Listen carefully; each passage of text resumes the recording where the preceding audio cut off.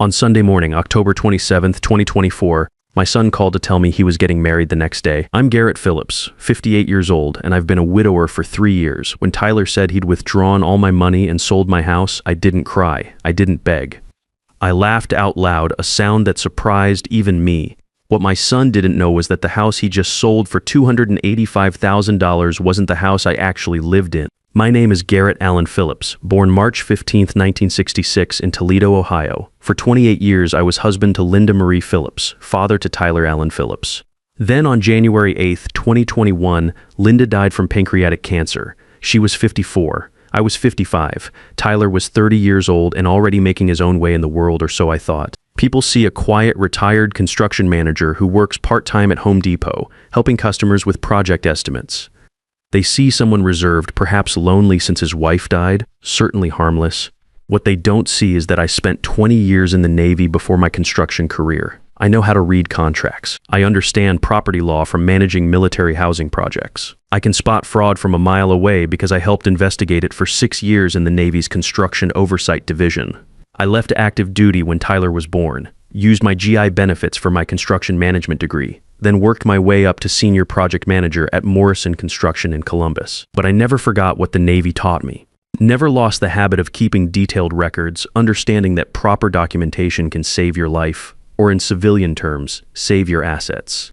3 months before that Sunday phone call, Tyler started asking about my finances, July 28th, the day after his birthday. "Dad, I've been thinking," he said over coffee at my kitchen table on Maple Street. "You're living alone now, and I worry about you managing all these bills. What if you forgot to pay something important?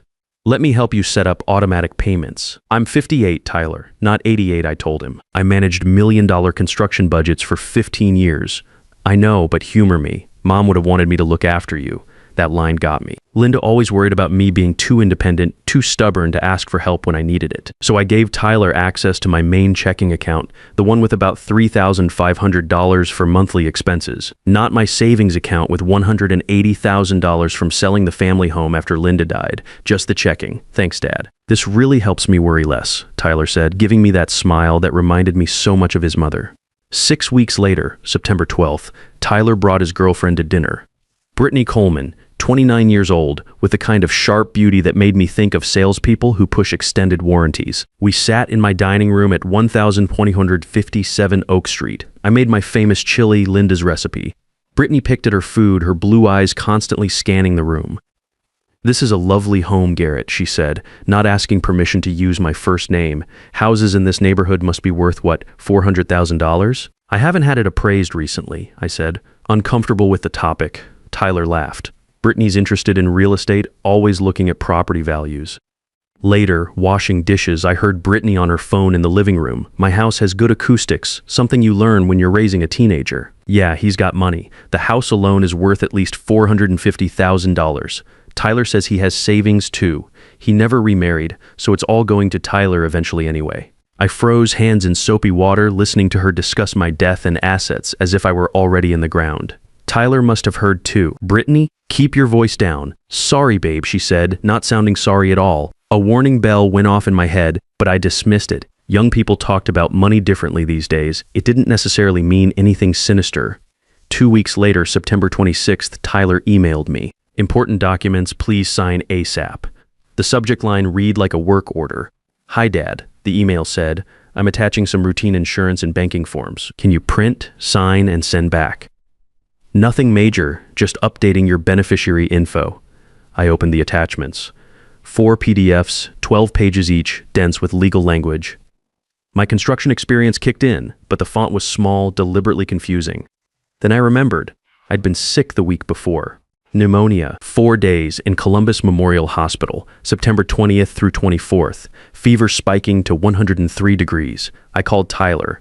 "Did you bring me papers to sign in the hospital?" A pause. "Just insurance forms, Dad." "You signed them on the 22nd. I brought a notary." "You don't remember? Your fever was really high." After we hung up, I tried to remember September 22nd, vague impressions of voices, of holding a pen, of signing something. But the memories were hazy, unreliable. I should have called a lawyer right then, but he was my son. Surely I could trust him. That was my first real mistake. October 27th, 7:15 a.m. I sat at my kitchen table with coffee and laptop checking my accounts. My Sunday morning routine since Linda died. The page loaded slowly. Checking account, $420. Savings account, $2,100. My savings had held $180 and $316 on October 20th. The transaction history showed October 23rd, $75,000 to Tyler A. Phillips, October 24th. $50,000 to Tyler A. Phillips, October 25th, $53,216 to Tyler A. Phillips, 3 transfers over 3 days, leaving just enough to keep the account open. My checking account showed another $205 transferred to Tyler on October 26th. I couldn't breathe, then my phone rang. Tyler's name on the screen. "Hey Dad, great news. I'm getting married tomorrow. Brittany and I decided not to wait. Small ceremony at the Riverside Country Club." My throat tightened. "Tyler, my bank accounts owe that." "Yeah, I needed the money for the wedding and our condo down payment." "You'll be fine on Social Security and your pension, right? You took 101 to the $8,000. "Dad, technically I had authorization. Those papers you signed gave me power of attorney. You approved the transfers. I was delirious with fever." "That's not how the bank sees it." His voice hardened. "Look, I'm your son. Everything you have comes to me eventually anyway. I just needed it sooner. Brittany and I are building our future." "What about the house?" "Oh, right. I sold it yesterday. 124C7 Oak Street, $285,000. Great price in this market. The buyers take possession in 30 days, so you need to be out by November 26th. Maybe look into one of those senior living communities." "Tyler," my voice cut through his rambling, "I don't live at 124C7 Oak Street." A pause. "What?" "That's my rental property. The Martinez family lives there. They have 14 months left on their lease." Silence. "Then, your rental property?" "The house I live in is 856 Maple Drive. It's in a family trust Linda and I set up." More silence. When Tyler spoke, his voice was uncertain, afraid. "But you never told me about any trust." "No, I never did." That's when I laughed. It started small but grew bubbling up from somewhere deep inside. I laughed until tears rolled down my cheeks. "Dad, what's so funny?" I wiped my eyes. "Tyler, do you have any idea what you've just done?" "I sold your rental property." "So what?" "You sold property you don't own, with tenants who have a valid lease, using fraudulent documents obtained by exploiting your sick father. That's theft, fraud, and breach of contract. 3 felonies. Dad, don't be dramatic. I'm your son. Have a nice wedding, Tyler. Enjoy it. It's going to be the last happy day you have for a very long time." I hung up. Underneath the shock and pain, I started planning. Tyler thought I was helpless. He had no idea who he was dealing with. I went to my filing cabinet and pulled out the folder marked properties. Inside were deeds to 2 houses, 856 Maple Drive in the Phillips Family Trust, and 1247 Oak Street in my name, Garrett Allen Phillips. Next came the lease agreement. Carlos and Maria Martinez had moved in June 2022. Current lease ran from June 1st, 2024 through July 31st, 2026. Monthly rent, $1,800. Tyler had sold a house with sitting tenants without disclosing the lease. When those buyers discovered the occupied property, they'd sue him for fraud. I opened my laptop and started a new document. Timeline of financial abuse and fraud, Tyler Allen Phillips. Then I began documenting everything with military precision. By Monday morning, October 28th, I had a plan. 9 a.m. called First National Credit Union. "I need to report unauthorized transfers," I told Jennifer, the fraud specialist. "Complete records of all transactions for 6 months, please." "I'm so sorry, Mr. Phillips. We'll investigate immediately. The power of attorney documents used for these transfers, you'll have copies within 3 business days." 10 a.m. called Logan Anderson, a lawyer from my VFW post. "Logan, my son stole my retirement savings and fraudulently sold my property. I need legal representation." Pause. "How much are we talking about, Garrett?" $178,000 in theft, $285,000 in fraudulent sale proceeds. "Jesus, yes, I'll help you. My office at 2 p.m., 11 a.m. called Carlos Martinez at 1247 Oak Street. "Carlos, I need to tell you something that's going to upset you. My son sold your house without my permission using fraudulent documents." Silence. "He what?" I explained calmly. Carlos's voice was tight with anger when he spoke again. "Some stranger thinks they bought our house. Your lease is valid and binding. You're protected. But I wanted you to know immediately so you wouldn't be blindsided. I may need you to provide witness statements. Whatever you need, Mr. Phillips. Whatever you need." 1 p.m. called Brooke Wilson, my closest friend since Linda's funeral. "Brooke, can you come over? I need to tell you something on my way." At 2 p.m., I sat in Logan Anderson's office on 3rd Street. The waiting room smelled like old coffee and legal documents. Logan's secretary led me into his office, where law books lined the walls and diplomas hung behind his mahogany desk. He listened to my story without interrupting, taking notes in a legal pad. When I finished, he removed his reading glasses. "Garrett, your son has committed multiple felonies. Grand theft, fraud, forgery. This isn't civil court, this is criminal. He could face 3 to 7 years in state prison." "I know. Are you sure about this?" "He's your son." I met his eyes. "He stole my life savings and tried to make me homeless." "What kind of son does that?" Logan pulled out a fresh legal pad. "First, we file fraud reports with the bank and credit union. You've started that. Second, contact the title company that handled the sale. Third, file a police report. You can request investigation before pressing charges if you want to give him a chance to make this right." "What about the buyers of the house?" "They'll sue Tyler for fraud when they discover the tenant situation. He'll be liable for the full purchase price, plus damages, legal fees, and emotional distress." "Good." I thought about Tyler's casual voice on the phone, so certain I wouldn't fight back. "I want justice, Logan. I want every penny back, and I want him to understand that betrayal has consequences. Then let's build an ironclad case." We spent 3 hours preparing documents. Logan's office had that quiet efficiency I remembered from my Navy days, everything organized, every detail accounted for. By the time I left, I'd filed preliminary fraud claims with my credit union and contacted Pinnacle Title Company. The police report would be filed October 29th. My phone buzzed as I walked to my truck in the parking garage. "Tyler." "Dad, why is the bank calling about fraud? What's going on?" "The bank flagged the withdrawals as suspicious standard procedure when large amounts move quickly, but I'm your son. Tell them it's fine." "Is it fine, Tyler? You took $178,000 without asking. I had your permission. I borrowed it. We'll pay you back." I stared at the word borrowed as if it had been written in a foreign language. You can't borrow without asking first. I didn't respond. That evening, Brooke came over with wine and moral support. We sat in my kitchen while October darkness settled outside the windows. I told her everything. Her expression shifted from shock to fury to something like admiration. "That absolute bastard," she said. "Garrett, I'm here for whatever you need. Can you help me organize my documentation? Bank statements, lease agreements, property deeds. I need everything categorized and copied. Consider it done." We worked until midnight spreading papers across my dining room table like battle plans. For the first time since that terrible call, I felt something other than betrayal. I felt determination. "You know what the worst part is?" I said quietly. "Not the money, not even the house. It's that he thought I was too stupid or weak to fight back." Brooke squeezed my hand. "He's about to learn his father is neither stupid nor weak." That night, Tyler texted, "Dad, please come to the wedding tomorrow. I want you there. Let's not fight over money." I stared at the message for a long time, then typed, "I'll be there." Let him think everything was fine. Let him marry his calculating bride and celebrate with my stolen money. Let him believe he'd gotten away with it. I would smile, I would take photos, I would play the proud father. And then when he least expected it, I would show him exactly what happened when you betrayed a Navy veteran who'd spent 20 years learning that proper preparation prevents poor performance. October 28th, 2024. The wedding was exactly what I expected. Expensive, showy, and paid for entirely with my stolen money. Riverside Country Club glittered with white roses and crystal. I arrived at 2 p.m. wearing my navy blazer, the one Linda always said made me look distinguished. The ballroom was enormous, with floor-to-ceiling windows overlooking the golf course. Round tables draped in white linen filled the space, each centerpiece probably costing more than most people spent on groceries in a month. Brittany looked stunning in a designer gown that probably cost $8,000. My $8,000 to Enterio beaming like he didn't have a care in the world. When he saw me, he rushed over. "Dad, you came. I knew you'd understand. This is a fresh start for all of us." I pulled back, studying his face. Did he really believe that? "Congratulations, Tyler. You look very happy." The ceremony was brief. I sat in the front row, watching my son promise to love and cherish this woman who'd helped him betray his own father. Around me, 87 guests, I counted, laughed and dabbed at tears. Brittany's parents sat across the aisle, looking pleased but not particularly warm toward me.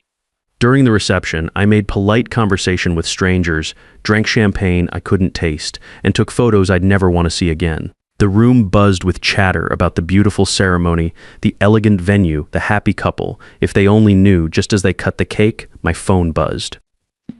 A text from Logan Anderson. Police investigation opened. Fraud charges being prepared. Title company confirms notary seal was fraudulent. Notary was in Florida on September 22nd, not Ohio Hospital. We have him. I looked at Tyler laughing with his groomsmen, completely oblivious. Not yet, I thought. Let him enjoy this moment. It would be his last happy one for a very long time. October 31st, Halloween. How fitting. Tyler and Brittany appeared at my door at 856 Maple Drive, unannounced. Tyler looked furious. Brittany's expression was cold calculation. What the hell did you do? Tyler demanded, pushing past me into my living room. The title company froze the money from the house sale. They're saying the power of attorney was forged. They're threatening criminal charges. I closed the door calmly. Perhaps because it was forged. You signed those papers. I was there. I signed blank papers while delirious with a 103-degree fever. You took advantage of your dying father. Brittany stepped forward. This is ridiculous, Garrett. You're getting old. You can't manage your finances anymore. We were helping you by stealing $109 and it's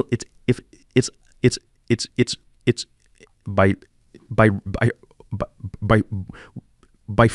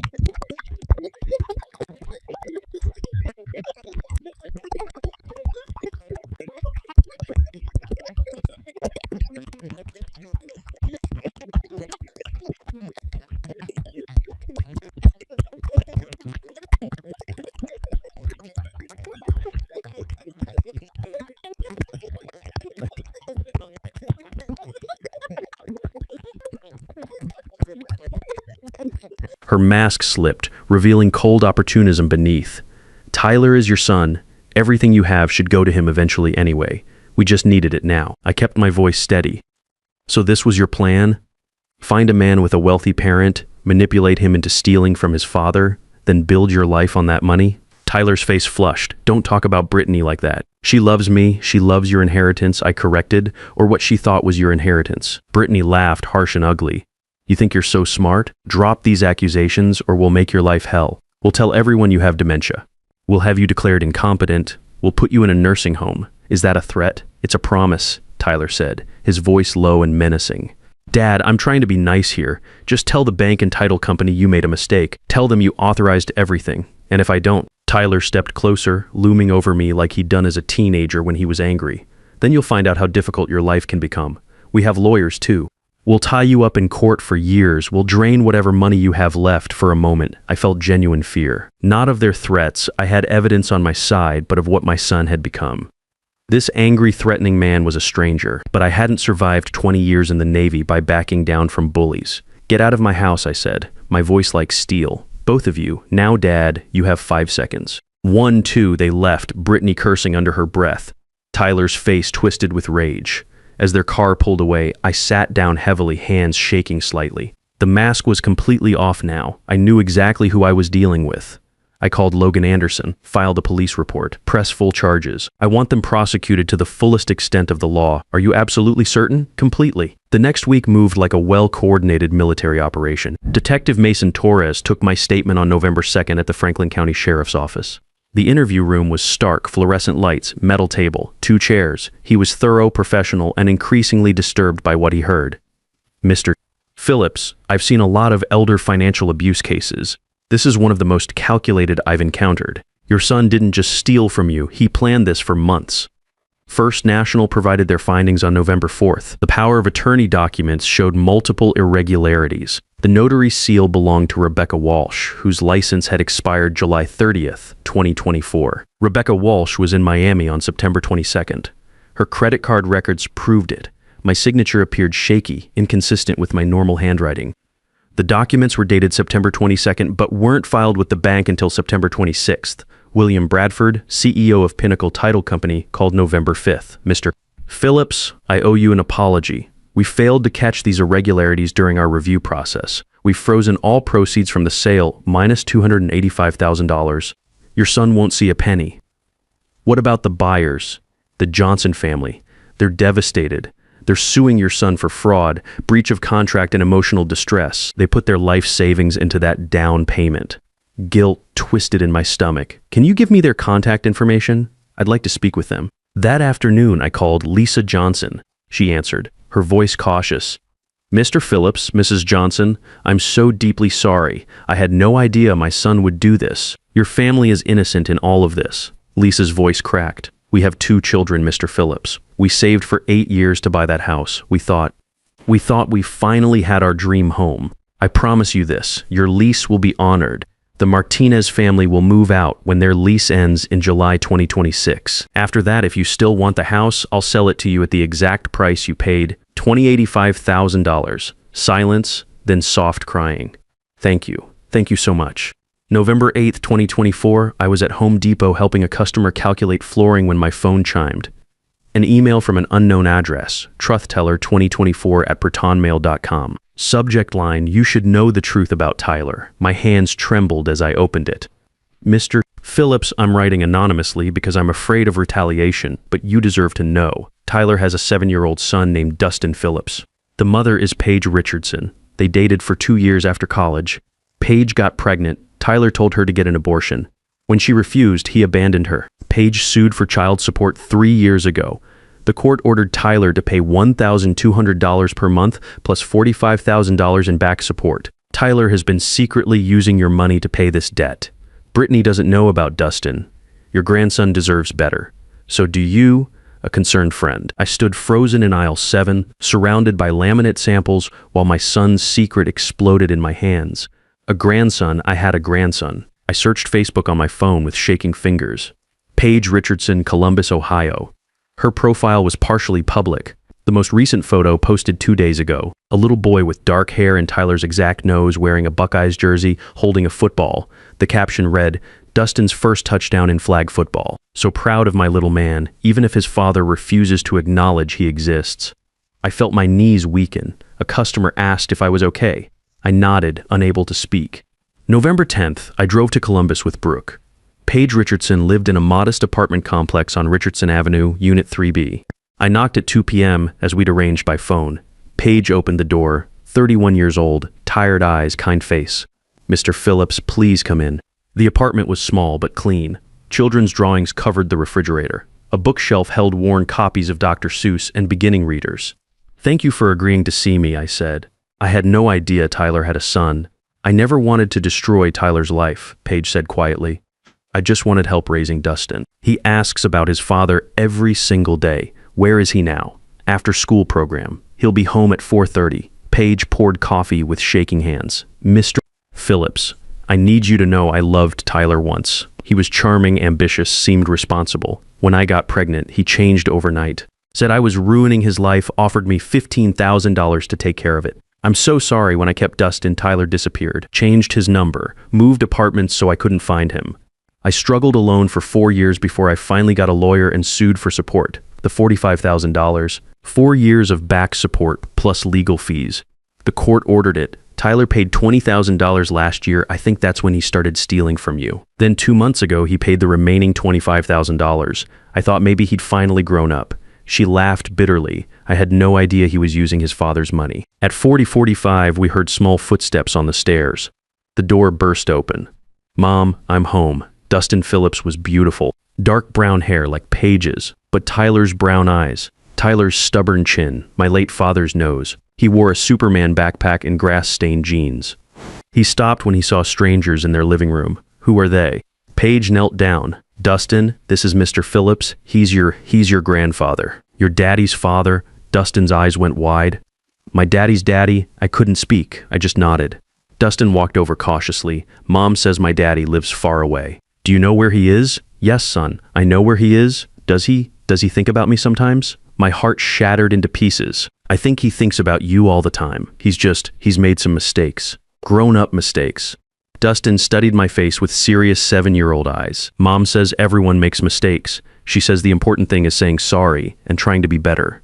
Your mother is very wise. Dustin suddenly smiled. Tyler's smile, and my heart broke all over again. Do you want to see my football? I scored a touchdown. November 15th, 2024. Preliminary hearing at Franklin County Courthouse. Tyler appeared with his attorney, Clayton Murphy, an expensive defense lawyer. I arrived with Logan Anderson. Detective Torres was there. Paige Richardson sat in the back row. Dustin at his grandmother's house for the day. Tyler looked terrible. Dark circles, wrinkled suit, hands shaking. When our eyes met, I saw genuine fear. Judge Morgan Stevens, 59, presided. She reviewed the evidence Logan presented. Bank records, fraudulent documents, title company findings, detective's report. Mr. Phillips, Judge Stevens said, the evidence here is overwhelming. The prosecution is prepared to file formal charges of grand theft, fraud, and forgery. Do you understand the seriousness of these allegations? Yes, Your Honor, Tyler whispered. Before we proceed, does anyone wish to make a statement? I stood, Your Honor, may I speak? Proceed, Mr. Phillips. I looked directly at Tyler. Tyler, before this goes further, tell me about Dustin. Tyler's face went white. Brittany, sitting behind him, looked confused. Dustin? Who's Dustin? Tyler, I said quietly, tell them about your son. The courtroom went silent. Tyler's attorney leaned over, whispering urgently. Tyler shook his head, tears suddenly streaming down his face. Your Honor, Tyler said, his voice breaking, I need to make a statement. Judge Stevens looked surprised.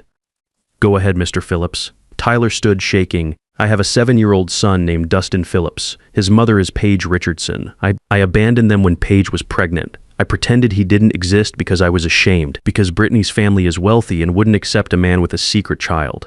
Brittany gasped behind him. What, you have a child? 3 years ago, Paige sued me for child support. The court ordered me to pay $45,000 in back support. I didn't have it. I panicked. He turned to me, tears flowing freely. Dad, I needed that money to pay Paige off, to hide my mistakes. So I took yours. Everyone heard what he said. I stole from my father to cover up the fact that I abandoned my son. I'm a coward. I'm a thief. I don't deserve mercy. He looked at Brittany, who was staring at him with horror. I don't deserve love. I don't deserve family.